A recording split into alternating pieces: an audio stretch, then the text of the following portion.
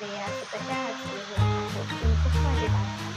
So आमच्या इथं पडत होता पाऊस, त्यामुळं मग मी नाही का थोडासा मक्का वगैरे केलेला आहे.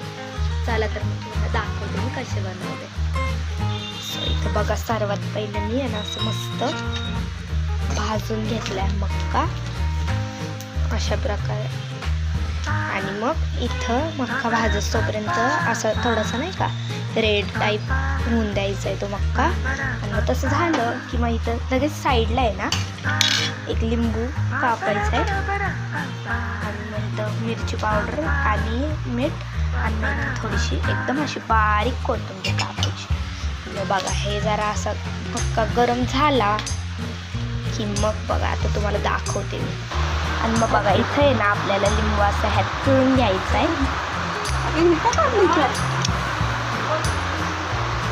मग बघा मग मी असं सगळं हे जे होतं ना माझ्या इथं वाटेत ते ह्यात आता टाकलेलं आहे. मग बघा इथं मी मस्त असं जे होतं ते म्हणजे नाही का ते मी ठेवलेलं मीठ मसाला तो टाकला असं मस्त मध्ये. आणि मग बघा गाईज हे आपली डिश रेडी आहे.